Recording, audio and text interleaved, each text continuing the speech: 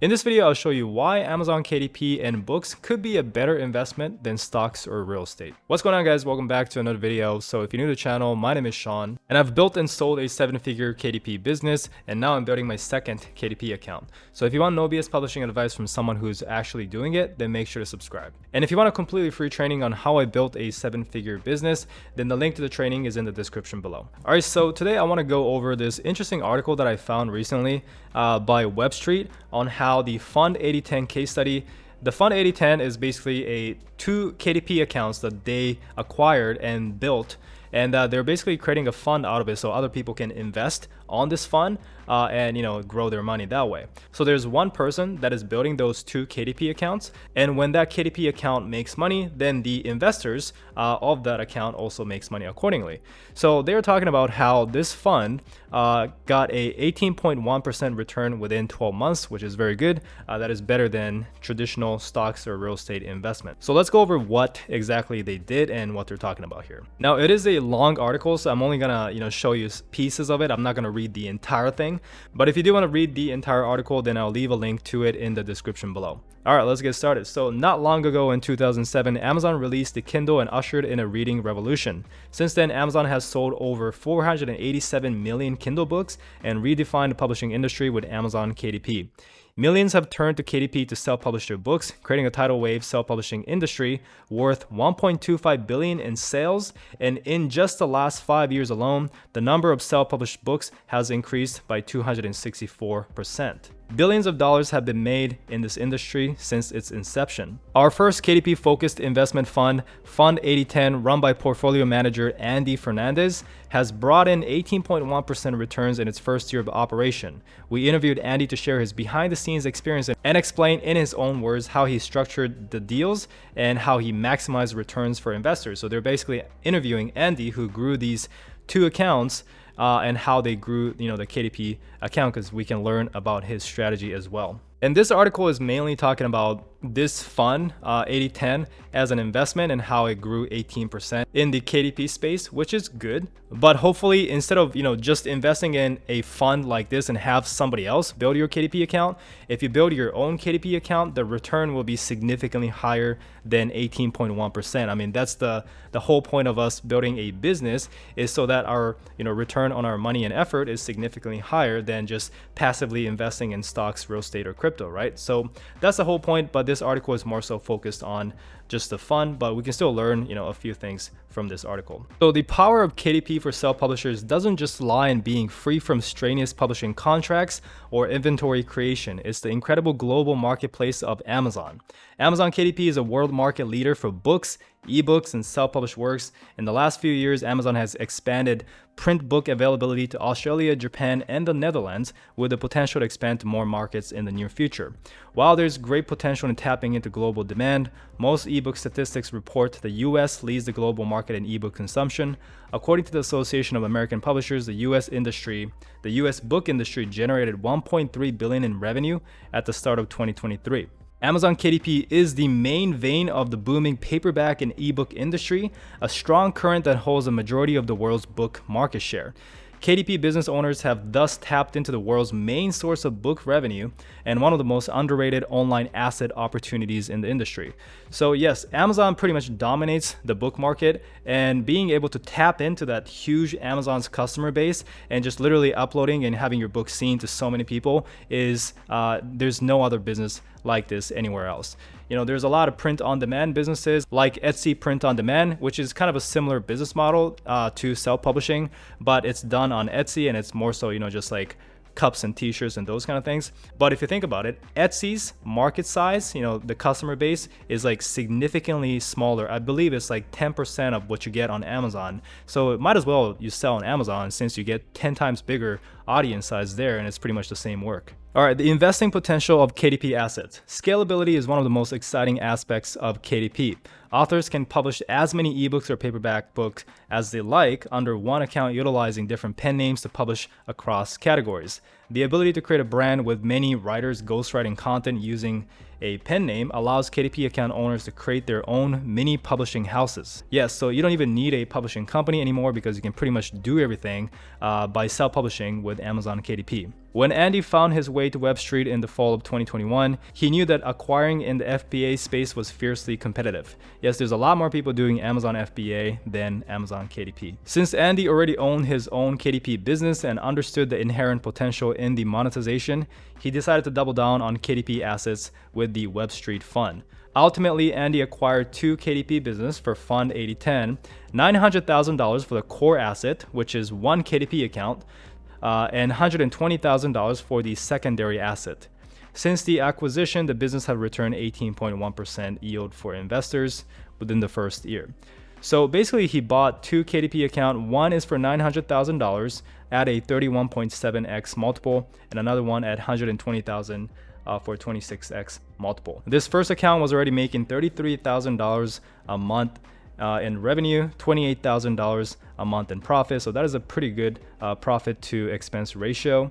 And the second one was doing $6,700 in revenue and profit was $4,600. So the profit margin was 86%, which is very, very good. So during the acquisition process, Andy sought out KDP businesses with low-hanging fruit for optimization that would poise the business growth. He basically looked for these criterias, which is one, author brand. So both KDP accounts had established brand.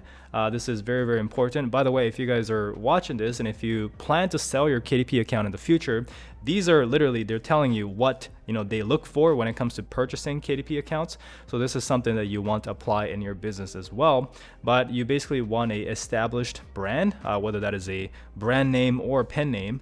Next is advertising opportunities. So both business sellers had little advertising experience and had limited advertising for the brands. Next is CRO potential. So none of these KDP account was using A+ content, so they knew that once they add the A+ content to the books, the conversion rate will improve and sales will increase very easily as well. So post-acquisition growth strategy. So this is basically what he did after purchasing the KDP account to grow it even more. The first thing he did was resetting the core asset for growth. So the first order of business for Andy was to reverse the slight decline in sales of the core asset. Since schools have reopened and the need for homeschool material was falling, Andy had to work to stabilize the business's sales and put the business back on track for growth. So this shows that the accounts that he purchased were probably low or medium content books, specifically like, homeschooling, kids education books. So that tells you that one of the account was sold for $900,000. So that is the potential that you guys have if you are publishing books like that. If you build a legit brand, some people can come and purchase your kids education book brand for $900,000, which is amazing. So he also went on and structured the tracking and the data aspect of it. So the next thing he did to grow the business even more is to focus on keyword research, tracking sales, ad campaigns, and CRO. CRO is basically conversion rate optimization. So that is basically, changing the book cover so that it looks nicer, A+ content, book description, those kind of things. Also getting reviews. He focused on keyword optimization, which is the important first step to establish where products were ranking for important keywords. So that's what he did. Then next he built out a ad campaign and also tracked those ad campaign and the keywords, and also conversion rate optimization. We just talked about that. A+ content, reviews, titles, description, and book covers. Now under the CRO section, it says user-generated content was important to help the book sell during the holidays. Videos and photos of the books being used by consumers helped others see the potential of giving the book as Christmas gifts. Not to mention it added social proof for the products. So how do you get video and photo reviews? Usually it comes in organically if you sell your book enough, but you could also ask your customers in your email marketing or social media marketing campaign as well. The more video and photo review you have, obviously your conversion will increase significantly. And he also went on and launched new products. All right, growth since acquisition. Upping the visual quality of listing had a tangible effect on performance. The professional photos And A+ content helped boost sales on some of the listings, and advertising with video ads translated to an increase in sales, especially during the holiday season. In time, other product lines outside of academic books experienced a sales increase that helped performance towards the end of the year as well. And current performance. So as previously stated, the core business hitting projection was a huge win, as it not only had to be recovered from a slight decline but transformed into a growing business. The secondary business hit 50% year-over-year growth in December. So literally the second business, it grew by 50% from last year, which is a huge jump. That's really good if you can grow 50% year over year in business. The strong performance was driven by the business's name brand product line and a line of Christmas book gifts selling well. So they probably made most of their money in Q4 because they had a bunch of Christmas books that it will be good for a gift. Right, so the success of the gift books has opened opportunities to launch specialized books during other gifting holiday season.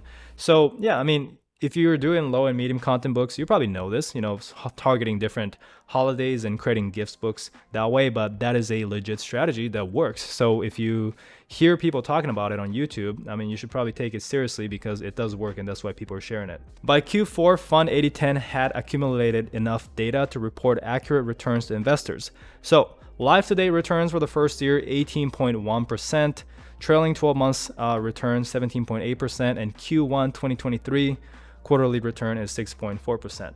So as a passive investment, if you're investing in this fund as an outsider and you're not actually working in your KDP business, 18% return is very good.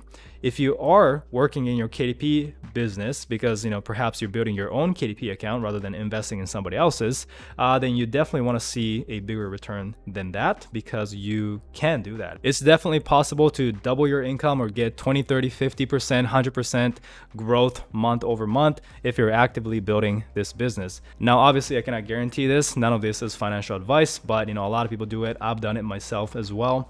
And it really comes down to how well you execute each steps in the publishing process and how hard you work on this business. All right, guys, so that is a summary of the article. Hopefully it made sense. I was kind of skipping through the process and just kind of highlighting the key points.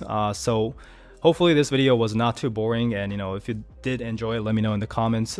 Leave a like if you did enjoy it. If you want to read this article yourself, then the link is in the description, as well as if you want a free training on how you can also build a 6 or 7-figure KDP business, then the link to the free training is in the description below, as well as all the tools and resources that I recommend also for your publishing business. So thank you so much for watching. Subscribe if you haven't yet, and I'll see you guys in the next one.